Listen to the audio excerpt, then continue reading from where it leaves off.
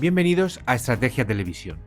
En este vídeo vamos a hablar acerca de las recientes visitas de dos buques de guerra de la Armada rusa que han realizado a Cuba. Estos dos buques, por un lado, tenemos una fragata, que es la líder además de la serie, el Almirante Gorshkov, que es una fragata multimisión. Tiene un desplazamiento bastante normalito, unas 4.500 toneladas, una eslora de 135 metros y dispone del típico armamento ruso, es decir, una mezcla de sistemas que no define muy bien al barco, por eso podemos denominarle como un buque multimisión, sin destacar absolutamente ningún concepto de guerra.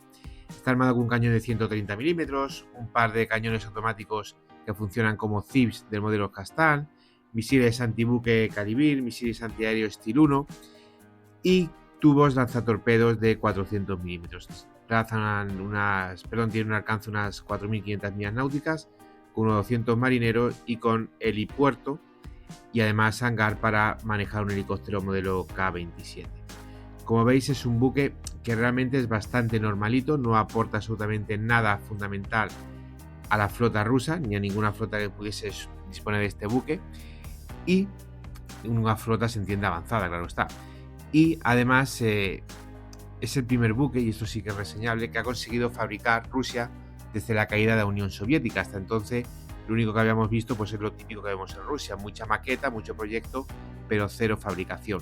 Este buque, que además tuvo 6 o 7 años de retraso desde que se produjo el lanzamiento de la primera unidad hasta que entró de forma operativa en sus Fuerzas Armadas, en la Armada rusa, tiene esa, digamos, ese título, ese triunfo de ser el primer buque que de un tonelaje importante, porque lo demás habían sido corbetas que han sido capaces de fabricar pues prácticamente en 30 años, lo cual nos da una idea de las capacidades militares reales de Rusia. Y respecto al submarino, sí es más interesante. Estamos hablando de un submarino típico SSN, es decir, un submarino de propulsión nuclear. Desplaza sumergidos unas 13.000 toneladas, casi 14.000. Se han fabricado dos modelos, la clase Yasen y la clase Yasen M. Tiene una tripulación de menos de 100 hombres, sobre unos 80 hombres, y su principal capacidad de combate pues son los misiles hipersónicos Zircon, en caso de que sean operativos, y también puede disponer de misiles de crucero Onyx y de misiles tipo antibuque Kalibir. Además dispone de 10 tubos, muy importante esta cantidad, 10 tubos torpedos de 533 milímetros. Estos 10 tubos lanzatorpedos de 533 milímetros también podrían ser utilizados para disparar misiles Igla-M, que son misiles antiaéreos de corto alcance. Básicamente quedarían en defensa para luchar contra helicópteros. Este submarino más o menos realizaría las funciones típicas de la clase Virginia, para que os hagáis una idea aproximadamente de cuáles serían las funciones de este submarino. Bien, el motivo de este vídeo obviamente no es hablar de estos dos buques, porque si no estaríamos haciendo un análisis mucho más profundo y no somero, sino poner de manifiesto la hipocresía, en este caso de Occidente, y la hipocresía de ciertas naciones de la OTAN y de ciertos medios de comunicación, que además van en ambos sentidos. ¿Qué problema hay en que dos buques rusos visiten otro país? ¿Dónde está el problema? ¿Acaso buques de la OTAN no visitan terceros países? De hecho, la OTAN ha llevado su alianza directamente a las propias fronteras de Rusia, como pasa por ejemplo con las naciones del Báltico.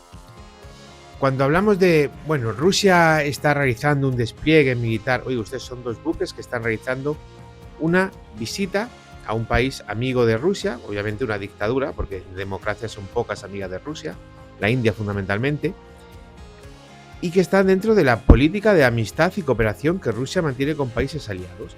Y luego visitará Nicaragua, otra dictadura, y luego visitará Venezuela, otra dictadura, y ya está, y es lo que hay. ¿Y dónde está el problema? ¿Dónde reside el problema? Y luego, por supuesto, algunos medios de comunicación hablando de esta visita como si fuese, pues no sé, un despliegue más o menos para invadir Estados Unidos o algo por el estilo. Es realmente vergonzoso y es realmente repugnante toda esta fantochada, toda esta propaganda que se da en ambas direcciones, porque al final hay medios de comunicación, por ejemplo en España, los que seáis españoles y veáis este vídeo, medios de comunicación de extrema izquierda, como es el caso de La Secta, que al final acaban defendiendo a Putin, aunque Putin es un comunista tradicionalista, es decir, que no es partidario ni del asesinato de niños, es decir, del aborto, ni del lobby gay, ni de nada de estos temas. Pero al final ese odio hacia Occidente y esas políticas de extrema izquierda pues acaban haciendo aquel juego de palabras de enemigo de mi enemigo es mi amigo. Lo mismo sucede en América del Sur. Hay muchas naciones con gobiernos de extrema izquierda, pero que a la vez, digamos, tienen muy buenas relaciones con Rusia por aquello de enemigo de mi enemigo es mi amigo. Y sí que es importante reseñar y sí que es importante hablar de este despliegue desde un punto de vista geoestratégico. Al final es un poco, si me permitís la expresión, tocarle algo las narices a Estados Unidos o fundamentalmente, como se denomina, hacer acto de presencia. Oye, que estamos aquí y ya está.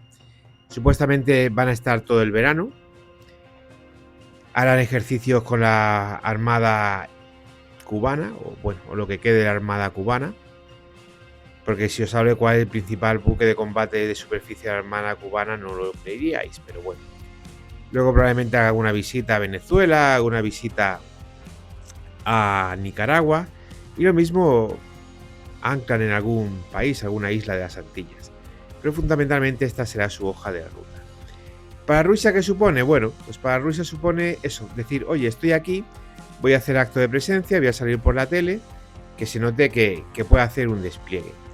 ¿Para Estados Unidos qué supone? Bueno, alguna comisión en el Senado, algunas horas de televisión en CNN o en Fox News, pues sobre todo en Fox News porque CNN ya no la ve absolutamente nadie, que no pueden lanzar mentiras contra Donald Trump.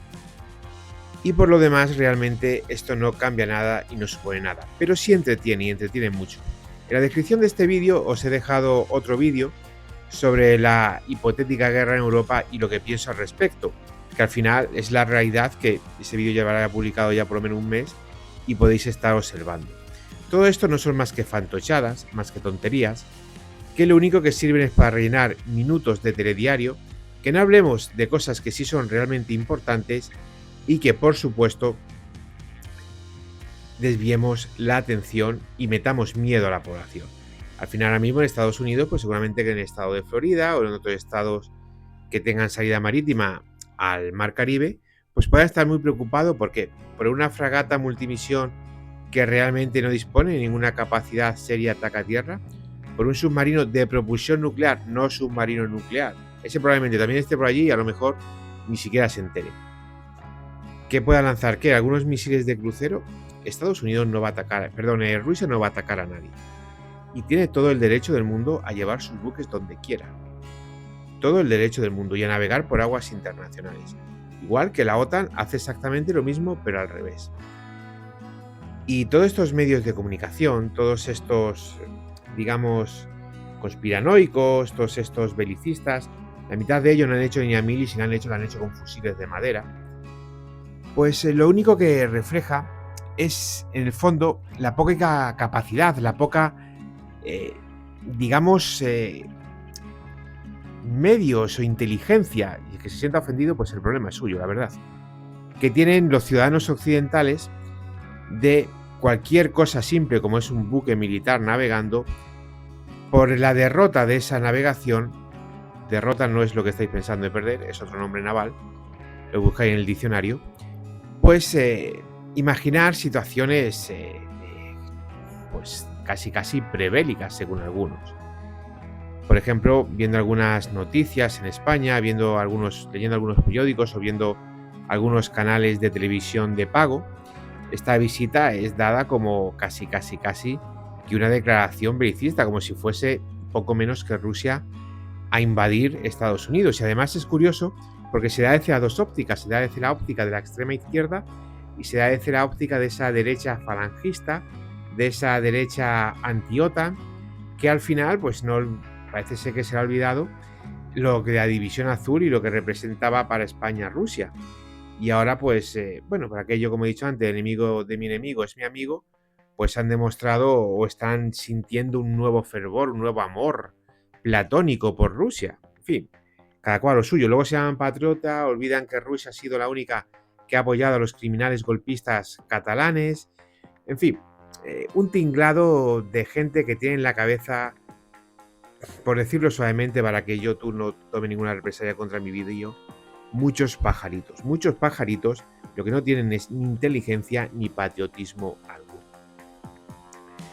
De hecho, alguien en España que va a hacer un vídeo diciendo que es una tontería hablar de un despliegue militar, que es lo más normal del mundo, y por otro lado criticando a los patriotas de falsa bandera, porque patriotas no van a ser en su vida y no van a saber nunca lo que es amar a España, aman a su ideología, pues es realmente complicado, pero bueno, para eso está este canal y para eso está Estrategia Televisión. Quizá por eso pues estamos ya en 6.000 seguidores en apenas 2 meses, cuando son unos datos que no se consiguen prácticamente ni en el primer año de vida. Y gracias, por cierto, que es de bien nacido ser agradecido. Y ya antes de terminar este vídeo y demostrar no mi repulsa, sino de intentaros abrir los ojos y haceros ver cómo, a través de una noticia más o menos medio seria, que es una visita de 2 buques militares, porque tampoco es que haya ido media flota, estamos hablando de una fragata normalita, que por ejemplo una F-100 española no llega ni a la suela de los zapatos. Bueno, en este caso digamos que no llega ni a la quilla. Y luego, por otro lado, un submarino de propulsión nuclear, que este sí es un buque mucho más interesante, si en principio con unas muy buenas capacidades operativas, en principio, porque luego al final las cosas solo se demuestran cuando se entra en combate. Pero independientemente de eso, sí que me gustaría reseñar lo que hace Rusia con este despliegue y cuáles son sus capacidades. Ha mandado un submarino de propulsión nuclear y una fragata que además es la primera de la serie. Es, digamos, el despliegue militar más importante que ha realizado Rusia en los últimos años hacia una zona en la cual tiene importantes aliados, porque al final, por H o por B, prácticamente la totalidad de la extrema izquierda sudamericana, a excepción quizá de Chile, que bueno, tiene un gobierno de extrema izquierda, pero no sabe ni dónde está ese gobierno. Un día dice una cosa, otro día hace otra, en fin. Tampoco vamos a entrar a hacer valoraciones políticas porque no corresponde eso a este canal.